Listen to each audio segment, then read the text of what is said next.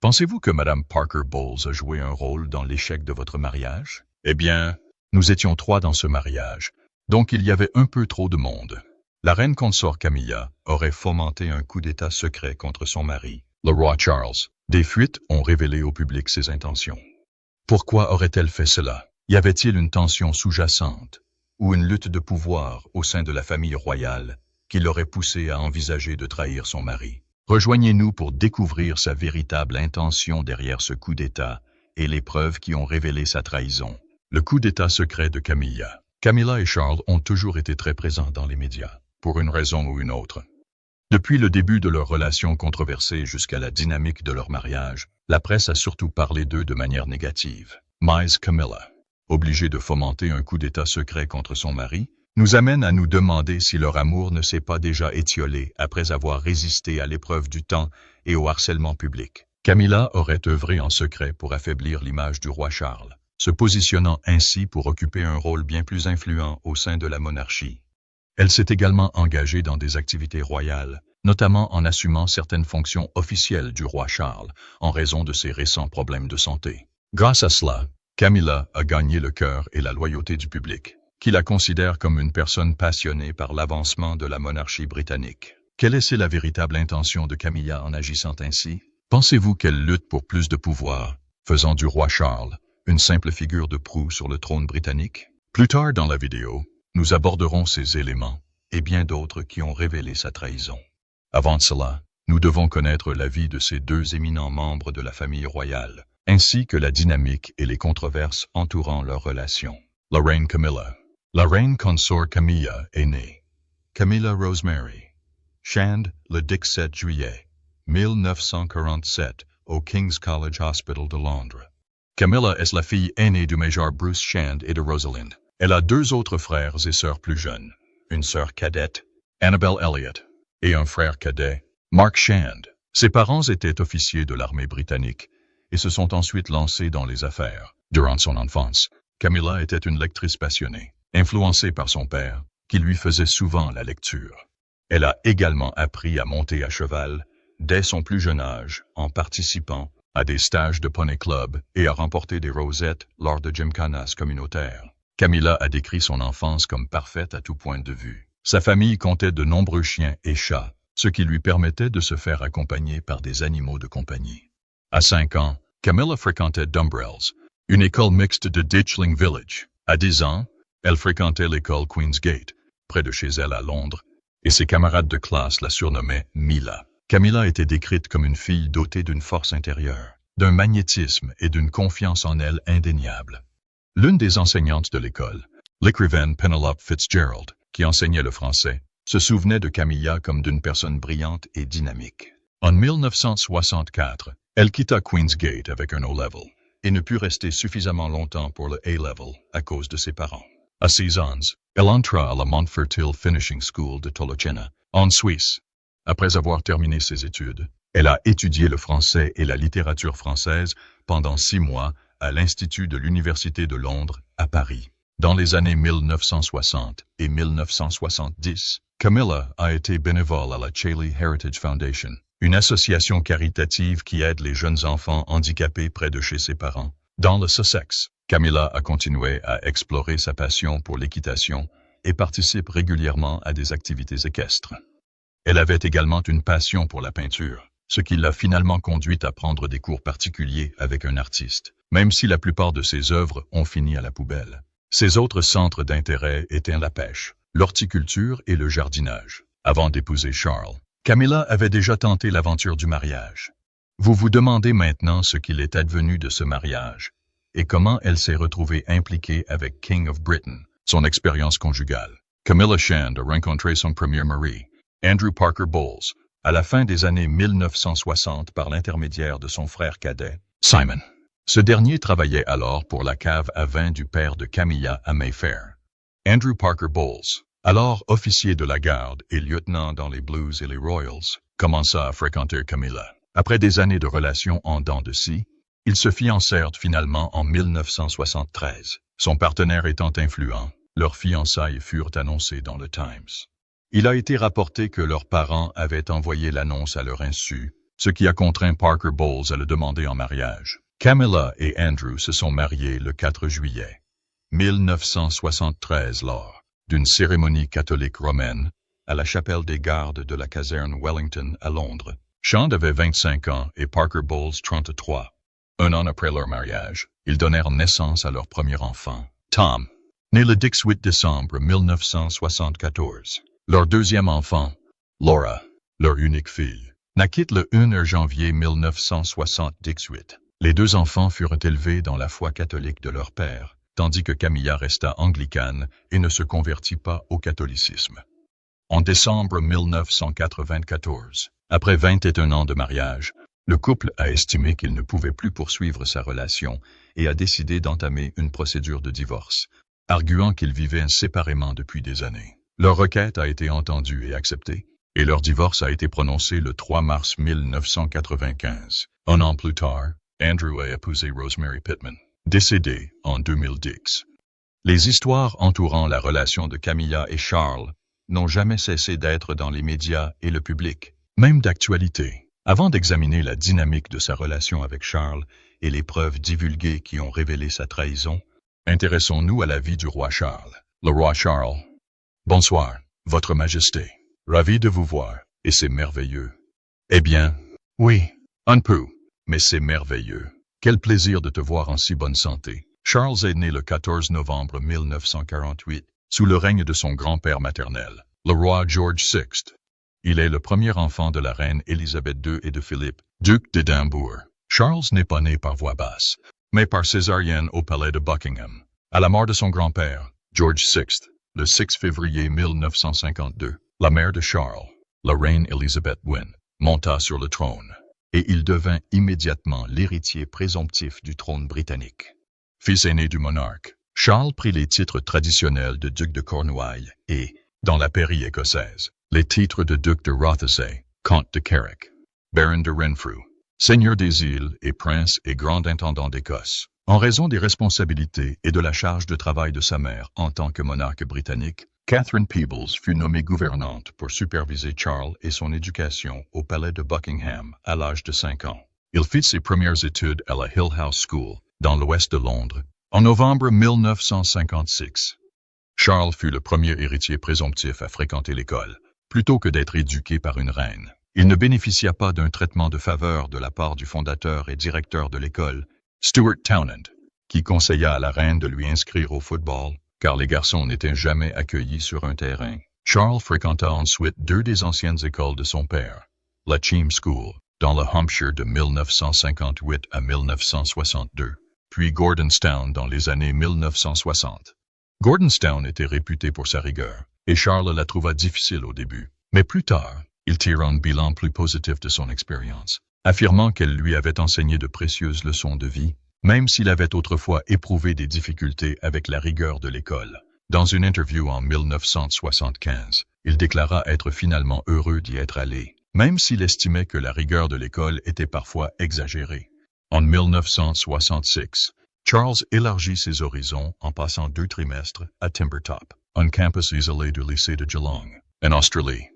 Cela lui permit de goûter à la vie loin de la sphère royale et de gagner en indépendance. À son retour à Gordonstown, il imita son père en devenant chef de classe. Il quitta l'école en 1967 avec 6 niveaux de GCEO et 2 niveaux A en histoire et en français, avec respectivement des notes B et C.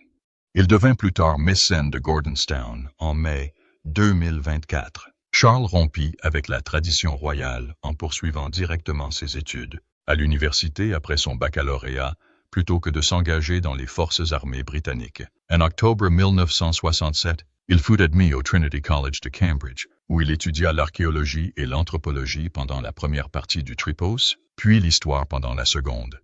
Il a fréquenté l'University College of Wales à Aberystwyth en 2e année, où il a étudié l'histoire et la langue galloise pendant un semestre.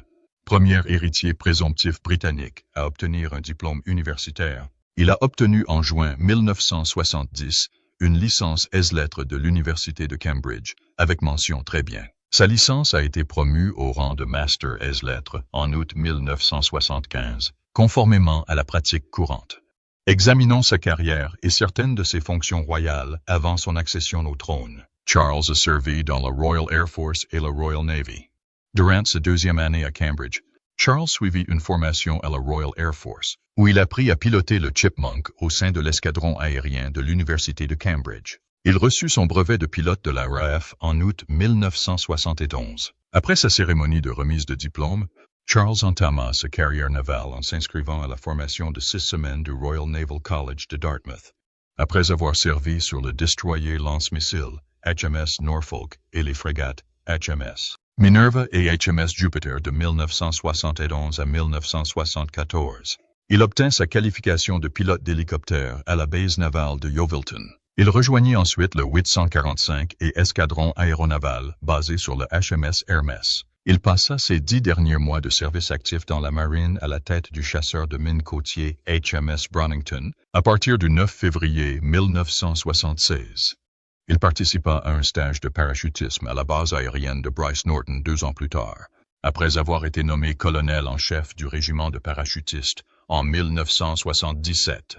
Charles abandonna le pilotage après un atterrissage forcé à Islay en 1994, alors qu'il était passager et invité à piloter l'appareil. Une commission d'enquête reconnut l'équipage négligent.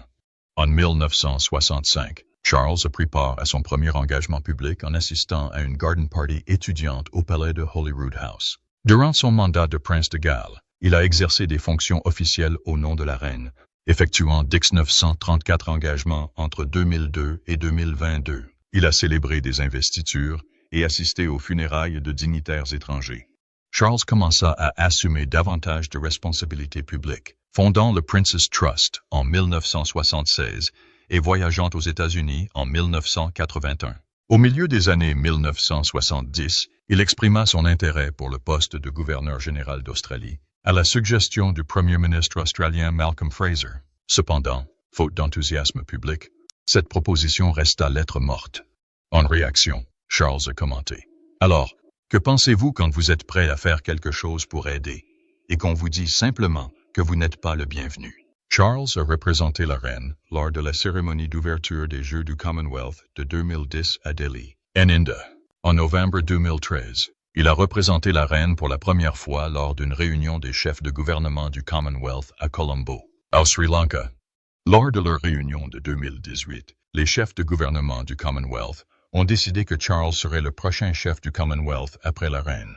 Le chef est choisi et n'est donc pas héréditaire. En mars 2019, à la demande du gouvernement britannique, Charles est devenu le premier membre de la famille royale britannique à effectuer une visite officielle à Cuba en compagnie de Camilla.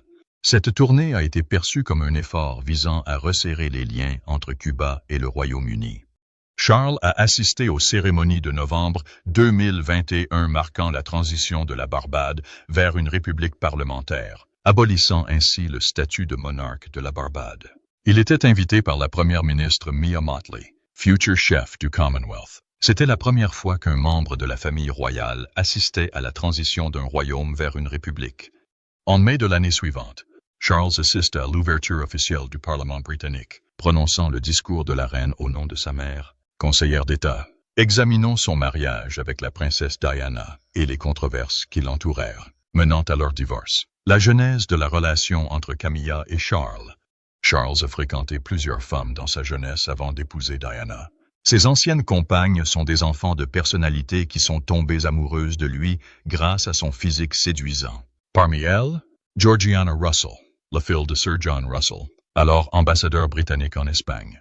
Lady Jane Wellesley, fille du huit et duc de Wellington. Charles rencontra Lady Diana Spencer pour la première fois en 1977, alors qu'il était encore en couple avec la sœur de Diana. Durant l'été 1980, ils se retrouvèrent lors d'un mariage champêtre, et Charles fut si intéressé par elle qu'il la prit pour une épouse potentielle. Ils ont commencé leur relation avec Charles, l'invitant à bord du yacht Royal Britannia pour un week-end de voile, observer les vaches et rencontrer sa famille. Charles a finalement fait sa demande en mariage au château de Windsor le 6 février 1981. Diana a accepté, et ils se sont officiellement fiancés le 24 février de la même année. Après ses fiançailles, elle quitta son emploi d'assistante maternelle, devenant ainsi la première épouse royale à occuper un emploi rémunéré avant ses fiançailles. Le couple se maria le 29 juillet 1981 à la cathédrale Saint-Paul. Le 5 novembre 1981, la grossesse de Diana fut annoncée. Environ 6 mois plus tard, le 21 juin 1982, Diana et Charles accueillent leur premier fils, le prince William, durant sa grossesse. Diana se jette dans les escaliers, se sentant trop faible, et souffre de dépression postpartum après sa naissance. Le 15 septembre 1984, le prince Harry naît. Le couple vivait au palais de Kensington, à Highgrove House, près de Tetbury, avec leurs enfants.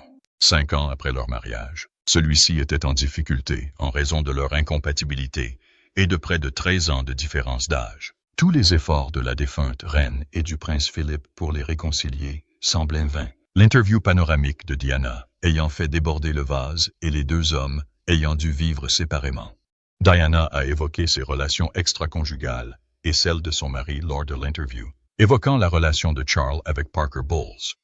Nous étions 3 dans ce mariage, donc c'était un peu trop chargé. Après l'interview, la reine leur a conseillé de divorcer, ce qui a été prononcé le 28 août 1996. En revanche, Charles avait pleinement repris sa liaison avec Camilla Parker Bowles en 1986. Cela nous amène aux controverses entourant leur relation. Était-elle fondée sur l'amour et la confiance mutuelle? Encore une fois, pourquoi Camilla aurait-elle eu l'idée de fomenter un coup d'État contre le roi Charles, malgré tout ce qu'ils ont traversé? De la surveillance publique aux attaques constantes et aux propos désobligeants de toutes sortes. Mais pourquoi aurait-elle agi ainsi? Suivez-nous pour découvrir la vérité sur toute cette histoire. La relation du roi Charles et de la reine Camilla. La relation de Charles et Camilla a toujours été controversée et mal acceptée par la population, y compris le gouvernement et l'Église, en raison du contexte qui l'entourait. Camilla aurait rencontré le prince Charles à la mi-1971, après que son ex-mari, Andrew Parker Bowles, eut mis fin à leur relation en 1970. De plus, il commença à courtiser la princesse Anne peu après. Bien que Camilla et Charles appartenaient au même cercle social et assistaient occasionnellement aux mêmes événements, ils ne s'étaient jamais rencontrés officiellement. On croyait qu'ils s'étaient rencontrés lors d'un match de polo, ce qui était faux. Eux aussi se sont rencontrés chez leur amie Lucia Santa Cruz, qui les a présentés officiellement.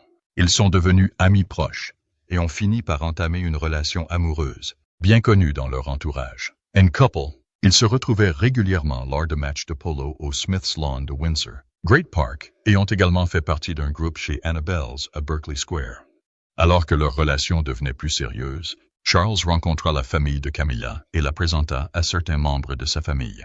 Malheureusement, après son départ pour la Royal Navy début 1973, leur relation fut interrompue et prit fin brutalement. Différentes explications ont été avancées pour expliquer cette rupture. Certaines sources suggèrent que la reine Élisabeth désapprouvait Camilla car elle souhaitait que Charles épouse l'une des petites filles de la famille Spencer, Lady Fermoy, qui lui était proche. D'autres sources suggèrent que Charles aurait décidé de ne pas se marier avant ses 30 ans. En août 1979, lorsque l'armée républicaine irlandaise provisoire assassina Lord Mountbatten, Charles fut dévasté et accablé par sa mort. Il semblerait qu'il ait trouvé du réconfort auprès de Camilla Parker Bowles. À cette époque, des rumeurs circulaient parmi les amis proches de Camilla et dans les communautés de joueurs de polo, affirmant que Camilla et Charles avaient renoué leur relation. Néanmoins, Charles entama bientôt une relation avec Lady Diana Spencer, qu'il épousa en 1981. En 1992, l'affaire fut rendue publique par la presse 10 ans plus tard, avec la publication de Diana, sa véritable histoire. En 1994, Charles parla enfin de sa relation avec Parker Bowles et de son rôle public auprès de Jonathan Dimbleby. Homme discret, il confia à Dimbleby lors de l'interview. Madame Parker Bowles est une grande amie, une amie de longue date. Elle restera une amie très longtemps. Il a admis plus tard lors de l'interview que leur relation s'était ravivée après son divorce en 1986. Après leur divorce respectif, Charles a déclaré que sa relation avec Parker Bowles était non négociable. Conscient que leur relation était fortement médiatisée, Charles nomma Mark Boland, qu'il avait engagé en 1995, pour redorer son blason et améliorer la notoriété de Parker Bowles. Si beaucoup étaient gênés par le rendez-vous de Charles et Camilla, la future reine consorte était également admirée pour son courage face à l'intense surveillance publique. En 2000, elle accompagna Charles en Écosse pour plusieurs engagements officiels. En 2001, elle devint présidente de la Royal Osteoporosis Society, ce qui la fit connaître du grand public. Parker Bowles rencontra plus tard la reine Élisabeth II pour la première fois depuis que leur relation avec Charles avait été rendue publique lors de la fête du 60 et anniversaire de l'ancien roi de Grèce Constantin II en 2000. Cette rencontre fut perçue par la reine comme un signe d'approbation de la relation de son fils avec Parker Bowles. À cette époque, la famille royale était autorisée à divorcer ou à épouser une personne divorcée, en raison du caractère sacré de cette institution. Mais plus tard, la reine a accepté leur relation. Après une série d'apparitions publiques et privées, elle a invité Parker Bowles à ses célébrations du Jubilé d'or en 2002. Bien que Camilla résidait toujours à Raymill House, elle emménagea ensuite à Clarence House, la résidence officielle de Charles, en 2003. Le 10 février 2005, Clarence House annonça officiellement les fiançailles de Charles et Camilla. En tant que futur gouverneur suprême de l'Église d'Angleterre, la perspective d'un mariage entre Charles et une femme divorcée était controversée. Mais avec le consentement de la reine, du gouvernement et de l'Église d'Angleterre, le couple put se marier. Dans les 2 mois qui suivirent l'annonce de leurs fiançailles, Clarence House reçut 25 lettres, dont 95 ou 99% étaient de soutien. 908 lettres de haine furent également reçues, les plus menaçantes et personnelles étant transmises à la police pour enquête. La cérémonie de mariage eut lieu le 9 avril 2005, en présence de Tom, le fils de Camilla, et du prince William, le fils de Charles. Comme témoins, la reine et le prince Philly assistèrent à la cérémonie de bénédiction. Après le mariage, le couple se rendit à Birkhall, la résidence de campagne de Charles en Écosse, où ils accomplirent leur première cérémonie publique ensemble pendant leur lune de miel. Charles fut le seul membre de la famille royale à célébrer un mariage civil, plutôt qu'un mariage religieux en Angleterre. Des documents gouvernementaux britanniques des années 1950 et 1960, publiés par la BBC, affirmaient qu'un tel mariage était illégal. Ces allégations furent réfutées par le porte-parole de Charles et, selon le gouvernement en place, abrogées par la loi de 1953 sur l'enregistrement des mariages. Charles monta sur le trône britannique à la mort de sa mère, le 8 septembre 2022. Le 6 mai 2023, son couronnement et celui de Camilla eurent lieu à l'abbaye de Westminster. Ce couronnement était un rite de l'Église d'Angleterre, comprenant le serment de couronnement, l'onction, la remise de l'orbe et l'intronisation. En juillet de la même année, le couple royal assista à une cérémonie nationale d'action de grâce où Charles reçut les honneurs d'Écosse en la cathédrale Saint-Gilles. C'est à ce moment-là qu'elle devint officiellement reine consort. Cependant, de nombreux citoyens britanniques s'opposaient à ce qu'elle obtienne ce titre, en raison des complexités entourant sa relation avec le roi Charles avant leur mariage. Depuis que Camilla est devenue reine consort, de nombreux problèmes ont surgi, le plus récent étant son prétendu coup d'État contre le roi Charles. Voyons comment l'histoire s'est déroulée, et les preuves divulguées ont été révélées. Selon de nombreuses sources, Camilla aurait rencontré secrètement de hauts conseillers royaux à huis clos pour trahir le roi Charles. Ces personnes ont le pouvoir d'influencer les décisions du palais et de façonner l'opinion publique. Le secret entourant leurs discussions a suscité des spéculations sur les véritables intentions de Camilla envers le monarque britannique. Prévoit-elle d'élever sa position tout en marginalisant le roi Charles? Ces rencontres auraient donné lieu à des discussions sur l'avenir du monarque et sur la manière de gérer l'équilibre des pouvoirs entre Camilla et le roi Charles.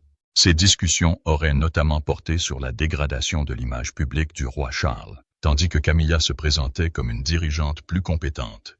Bien qu'il ne s'agisse que de rumeurs dénuées de toute preuve, chaque rumeur recèle toujours une part de vérité. Il a également été rapporté qu'une lutte de pouvoir se prépare en coulisses au sein de la famille royale, du chef britannique aux autres membres de la famille royale, ce qui aurait donné lieu à une manipulation présumée de l'image du roi Charles par la reine consort Camilla. Dès le début de leur relation, l'image publique du roi Charles a toujours été critiquée en raison des controverses qui l'entourent. Ainsi, Camilla aurait prétendument tenté de redorer son image publique, ce qui constitue désormais la pomme de discorde. La rumeur court que Camilla aurait tenté de manipuler l'image du roi Charles dans les médias, en influençant la presse royale pour qu'elle invente une fausse version du monarque britannique. Cela ouvrirait la voie à son ascension. L'objectif est simplement de le faire passer pour un roi moins respectable en attirant l'attention. des médias sur sa faiblesse afin qu'elle puisse être félicitée pour les fonctions qu'elle a assumées. Un autre élément révélant la trahison présumée de Camilla est qu'elle n'agissait pas seule pour y parvenir et qu'elle avait formé une alliance avec d'autres membres de la famille royale, eux aussi opposés au roi Charles. Ces alliances stratégiques pourraient lui assurer un soutien accru grâce à un basculement du pouvoir en sa faveur. Les cadets du roi Charles, la princesse Anne et le prince Andrew, s'inquiètent en ces derniers temps de la façon dont Charles gouverne le monarque. Certaines spéculations suggèrent que Camilla aurait pu les contacter pour obtenir leur soutien à ses projets futurs. L'histoire royale a été marquée par des luttes de pouvoir nées d'une profonde méfiance, et la formation d'alliances pour mettre en œuvre un plan a toujours été l'une des meilleures stratégies communes. Les intentions cachées de Camilla et sa vision à long terme de l'avenir du monarque pourraient ne pas correspondre à celles du roi Charles, ce qui l'aurait conduite à fomenter un coup d'État contre lui. À l'heure où le monde évolue, la famille royale est perçue comme dépassée en matière de règles et de traditions. Pourtant, Camilla a toujours eu un point de vue différent et estime que la famille royale devrait évoluer et se moderniser plutôt que de suivre les vieilles traditions. Charles, en tant que roi, estime que la tradition et l'héritage du monarque doivent être préservés et perpétués, quelle que soit la modernité du monde dans 1000 ans. Camilla ne semble pas adhérer à cette idéologie. Son prétendu coup d'État secret pourrait donc provenir d'une tentative de moderniser la pertinence du monarque pour la génération suivante. Les récents problèmes de santé du roi Charles pourraient constituer un autre élément de preuve révélant la trahison de Camilla à son égard.